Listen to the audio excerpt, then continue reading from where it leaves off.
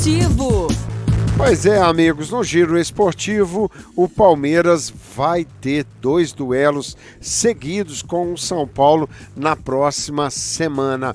Um pelo Campeonato Brasileiro e o outro pela Copa do Brasil. As chances são remotas, mas o técnico Abel Ferreira espera contar com o meia Rafael Veiga, que se recupera de lesão muscular na coxa direita. Veiga, é bom lembrar, é autor de 16 gols e 6 assistências nas 29 partidas que fez nesse ano. Se machucou no duelo contra o Atlético no último dia 5. O atleta iniciou tratamento no dia seguinte e as previsões mais otimistas apontam para um eventual retorno dia 23, quando o time do Palmeiras enfrenta o São Paulo no Morumbi pelo jogo de ida das oitavas de final do Brasil. Olha, a situação não é desesperadora porque o time tem conseguido manter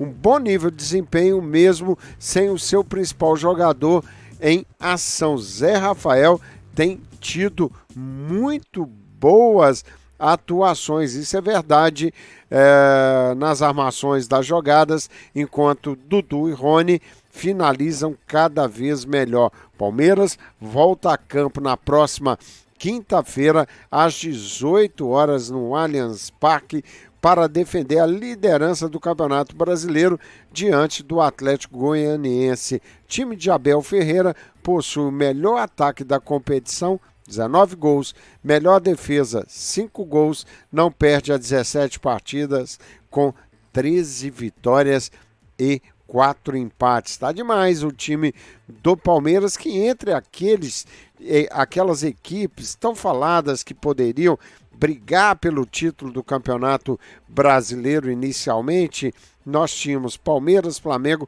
e Atlético. E Palmeiras é o grande destaque, mas Flamengo e Atlético de Minas vem capengando de uma certa maneira no Campeonato Brasileiro, mas ainda é cedo para qualquer previsão. Metade dos jogadores usados pelo Corinthians no Brasileirão são formados na categorias de base, o que é uma boa notícia para o time corintiano, que anda com os cofres vazios.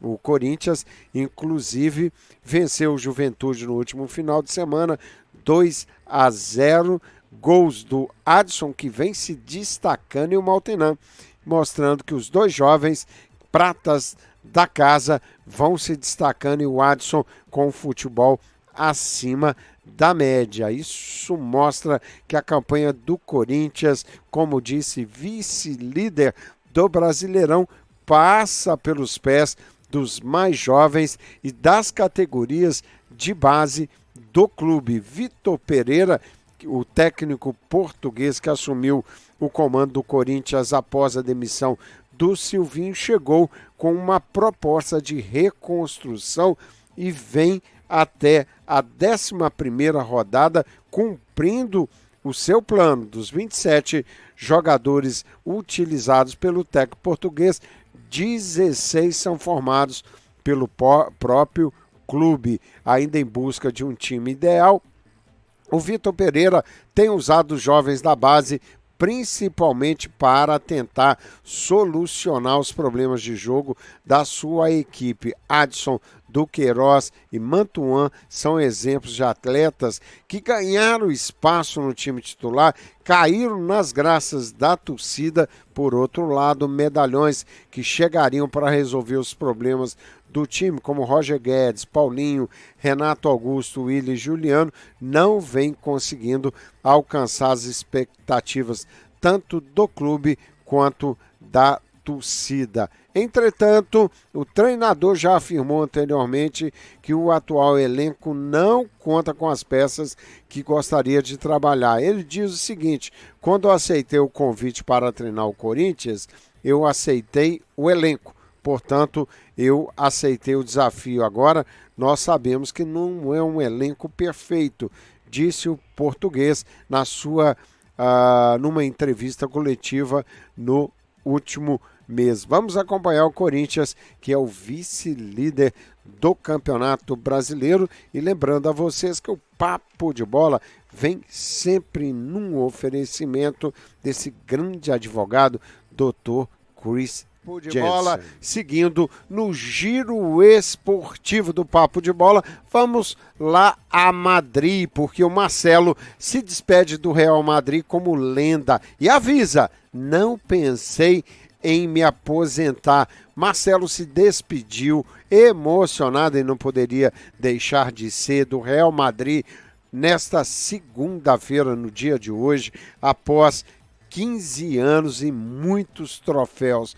Tratado como lenda pelo próprio clube, o lateral esquerdo brasileiro é o jogador mais vitorioso da história da equipe espanhola, superando o ídolo Paco Gento, e disse que aos 34 anos não planeja a sua aposentadoria. Isso mesmo, não planeja a sua aposentadoria. Ele diz: não tenho pensado em me aposentar, acho que ainda posso jogar e bem. Por causa do amor que tenho pelo Real, não acho que seja um problema jogar contra o time. Se um dia tiver que fazer isso, sou muito profissional e o Real me ensinou que estou preparado para tudo que vier, disse Marcelo. Sem espaço no time titular, Marcelo tem seu contrato encerrado nesse mês, desde que deixou o Fluminense lá atrás, em 2007, para reforçar o Real Madrid.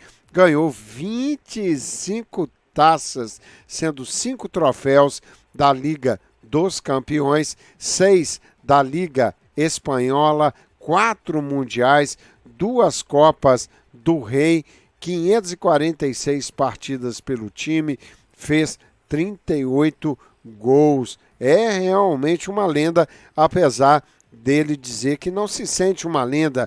Nunca me classifiquei assim, todo mundo pensa o que quer. Me sinto como um jogador que quer cumprir metas e ganhar. Nós vamos aqui dar uma salva de aplausos para o Marcelo, com essa carreira brilhante, se despedindo do Real Madrid.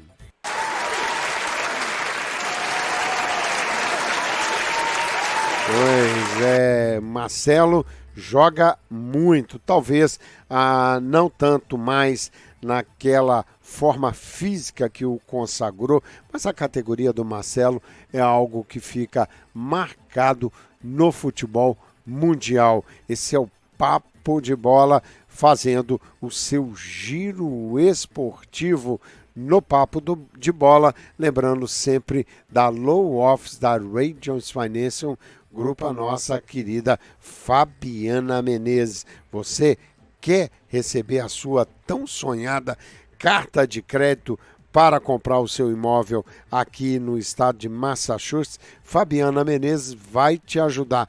Quer baixar o mortgage da sua casa, os juros alto que, se por um acaso você está pagando? Ligue para Fabiana Menezes no telefone 617-901-2044. Esse é o programa Papo de Bola, seguindo em frente, e vamos fazer um giro agora pelo Campeonato Brasileiro Série A. Como ficou o Campeonato Brasileiro depois da 11ª rodada. Mas antes, trazendo os resultados desta 11ª rodada do Campeonato Brasileiro Série A. Tivemos no sábado, Corinthians 2, Juventude 0. Também no sábado, um empate, da qual a torcida reclamou muito. O Atlético Mineiro empatou com o Santos, que jogou boa parte do tempo com menos um jogador, e o jogo 1-1. Já no sábado também, com um jogador a menos durante boa parte do jogo, o Fluminense no Maracanã perdeu para o Atlético Goianiense 2-0. Cuiabá, jogando na Arena Pantanal, empatou em 1-1 com o Bragantino. Flamengo foi ao Beira-Rio e continua a sua saga. Perdeu para o Internacional por 3-1. Já no domingo, tivemos lá no Morumbi o São Paulo fazendo um jogo que deu para o gasto, não jogou muito, mas foi o suficiente para vencer o América de Minas por 1-0. Tivemos também o Goiás enfrentando o Ceará lá no Ailé Pinheiro, na Serrinha, 1-1. No domingo também, um jogo que trouxe a liderança para o Palmeiras. Palmeiras foi a Coritiba, enfrentou o time do Coritiba e ganhou de 2-0. E também no final da noite de ontem, 7 horas horário do Brasil, 6 horas aqui nos Estados Unidos, Fortaleza empatou com o Atlético Paranaense, mostrando que a saga do Fortaleza também é dura, ainda não ganhou em casa e está na lanterna do campeonato. Então, vamos trazer a classificação do Campeonato Brasileiro Série A. Palmeiras em primeiro com 22 pontos, seguido pelo Corinthians em segundo com 21 pontos, São Paulo em terceiro com 18, Internacional em quarto com 18 pontos. Na quinta posição, Atlético Paranaense com 17 e o Atlético Mineiro fecha a 11ª rodada em sexto lugar com 17 pontos. E aí temos em sétimo Coritiba com 15,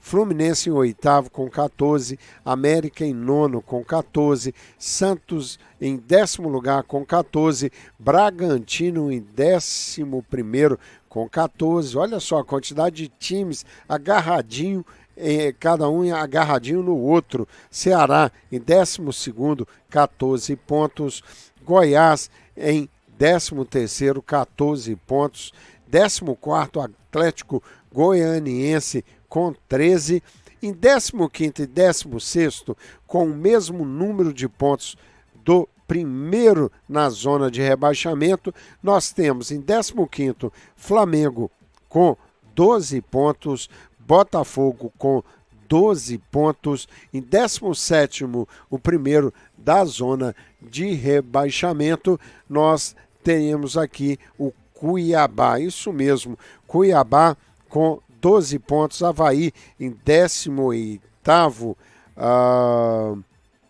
com 11 pontos, Juventude em 19º com 10 pontos e o Fortaleza na lanterna com 7 pontos. É impressionante como está equilibrado o Campeonato Brasileiro desse ano e traz nesse equilíbrio também surpresas, né?